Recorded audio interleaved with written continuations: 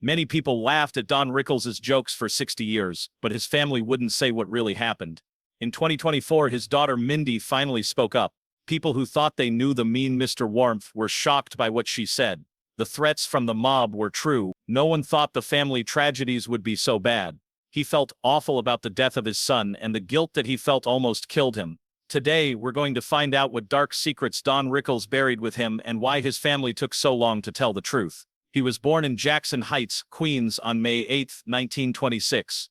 His parents came to the United States as Jews. Max was his father and Ada was his mother. Max was from Lithuania and Ada was the daughter of Austrian Jews. There were stories from the old world all over their house. It was tough but exciting to live. At the table they spoke Yiddish and kept strict Jewish rules. Don grew up hearing stories about people who had to fight and stay alive.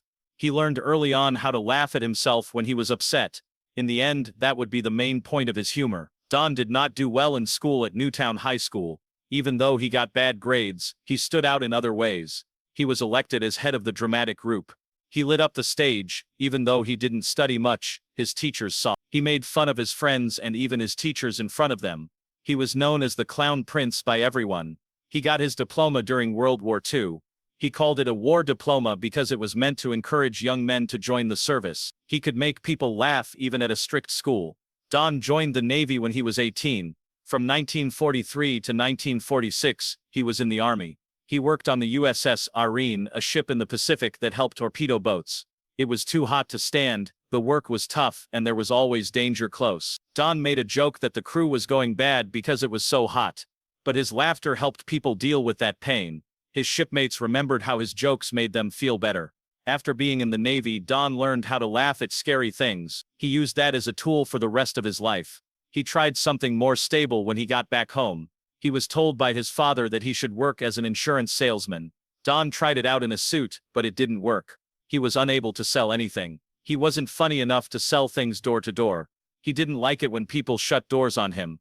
That loss broke him, but it also pushed him to find the right way for him. His mom told him to do the things that made him pleased. That helped him get away from the normal grind after the war. Don began going to the American Academy of Dramatic Arts in 1948. It was a big move.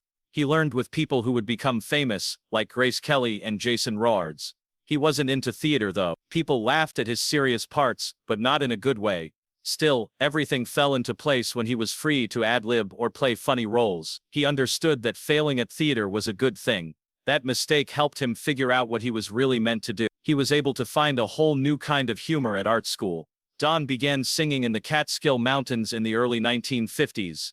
In order to get money, he had to work at those small locations. People in the crowd were close to the stage and loved to boo. One night, people began yelling at him in the middle of his show. Don didn't ignore them, he yelled back. He made fun of them by telling short, rude jokes. The crowd laughed out loud. That's when everything changed. People not only put up with his harsh, cold style, they loved it. He leaned into it after that. People who were yelling at him didn't wince. They felt like they were part of the show when he hugged them. Also, that's when the phrase hockey puck came into being. Don needed an insult that wouldn't get him punched in South Beach and New York City's rough bars. He began calling people hockey pucks because of this. It was funny, but it didn't make sense.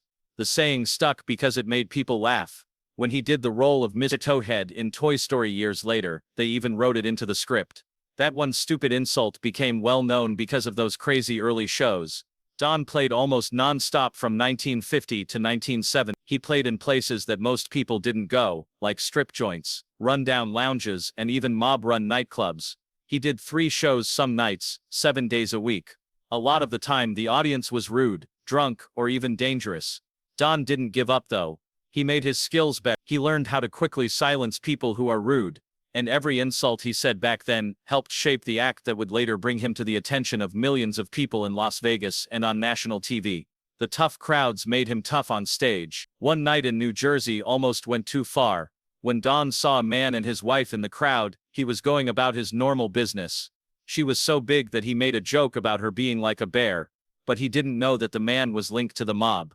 There was silence in the room. Don was told to go backstage after the show was over. He thought the worst would happen, but the man laughed and bought him drinks. It was dangerous, but things like that became part of Don's legend. He didn't show fear even when he probably shouldn't. It had taken Don Rickles almost 20 years to get known. In 1958, he got his first movie part in Run Silent, Run Deep. He was already 32 years old at the time. In real life, that age might have been fine, but in Hollywood, he was already Most artists his age were well known, but Rickles didn't just get a small part. He was in movies with Clark Gable and Burt Lancaster. His part was as a quartermaster on a submarine in WWA. It was a grave movie.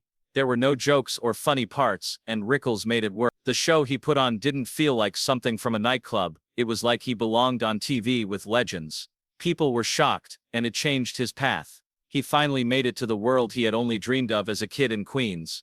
In the 1960s, things went in a strange direction. It seemed like Rickles kept getting stuck in movies that were just about sun, sand, and silliness. At first, movies like Muscle Beach Party and Bikini Beach looked like fun, easy money, and safe entertainment. But they almost took down his career. Teenagers danced and surfed around him while he played silly adult roles. The movies got bad reviews. He was no longer seen by directors as someone who could play serious or even smart comedic parts. His director, who was married to actress Annette Funicello, kept getting him roles in beach movies. People laughed at them, but not in a good way. Even after many years, Barbara Bush made fun of Rickles at a White House dinner for those parts. They were stuck to him really well. They were funny because of him. Yes, but it almost cost him everything. For a moment it looked like Rickles would never get out of goofy parts. Then he turned left. His first movie role was in the strange 1963 sci-fi movie X, The Man with the X-Ray Eyes. It was a low-budget movie with big ideas. Roger Corman directed it, and Ray Milland was in it. Rickles played a fairground barker who was getting ripped off by a man who could see right through him. He didn't make jokes. He wasn't just playing for fun. It worked because he did. Sci-fi fans loved the movie, and it brought Rickles new kinds of attention. People saw for the first time that he could handle more serious and dark material. He was no longer just the funny guy in the loud suit. Carl Reiner directed the comedy Enter Laughing in 19. It was about a young man who wants to be an actress. Rickles played a tough acting coach named Harry Hamburger in a small role. People paid attention when he was on TV, but not for long. His time was just right.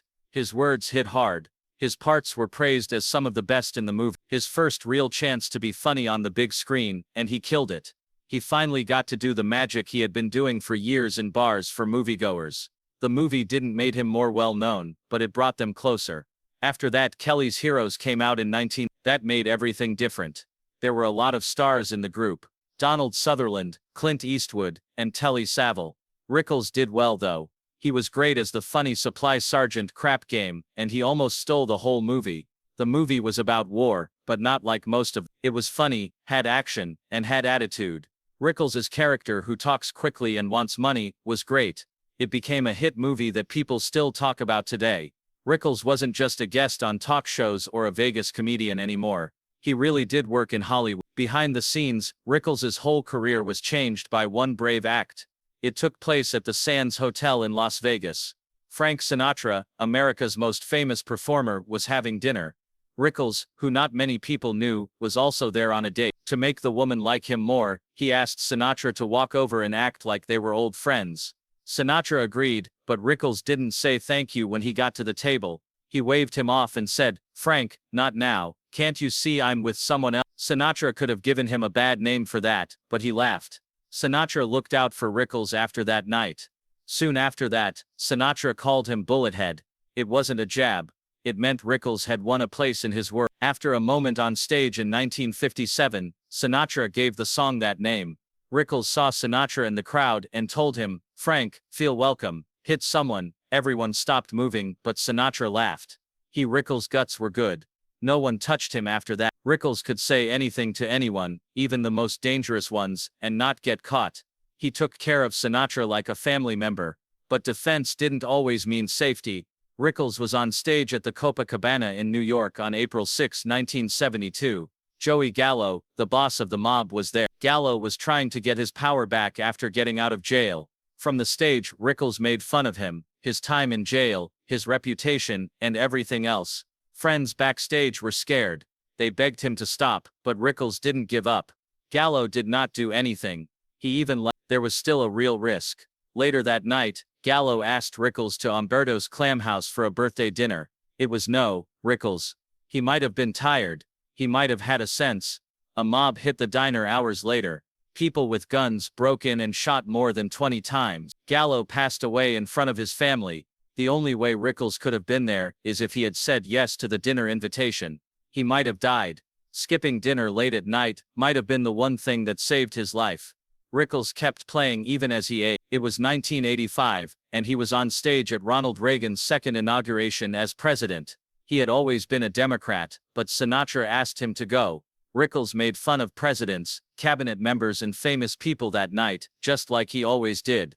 There were no rules. He didn't care about who was in power. He was interested in the crowd. And the crowd, I loved him. It's not true that Don Rickles only went on Johnny Carson's show. He was so good on stage that it changed late-night TV. He showed up more than 100 times between the late 1960s and the 1980s. He had plans sometimes. He would sometimes just show up and take over. It made Carson happy. He didn't just put up with Rickles' jabs, he liked them. Rickles became famous after something that would have ended most people's lives. Carson even let him be the host one time while he was the guest. The two of them had something special that made it work. The guy Carson was cool and calm. His voice was loud and fast. Every visit felt new, because of how well they got along. When people heard the bullfight music, they knew what was going to happen. Rickles was going to leave. All set to fire. For more than 10 years, those moments helped make The Tonight Show a must-see. Rickles was stepping in as host in 1976, when a small event turned into something that people will never forget. He broke the wooden smoke box that Johnny Carson had. Carson had had it on his desk since 1967. Carson didn't know what to do when he got back the next night. Then he heard Rickles had done it, so he got a group of cameras and went to Rickles' new show's close set. Carson walked in on them while they were recording and talked to him right there. It was real and not planned. He made jokes the whole time. Carson acted to be very angry. It became one of the most played clips in the history of talk shows. It wasn't just amusing. It was different. The host became a part of the story and the line between shows was broken. People had never seen anything like it before. Rickles was great on variety shows and live shows, but not so much on series. He got his own comedy show in 1968. It wasn't long. He tried again in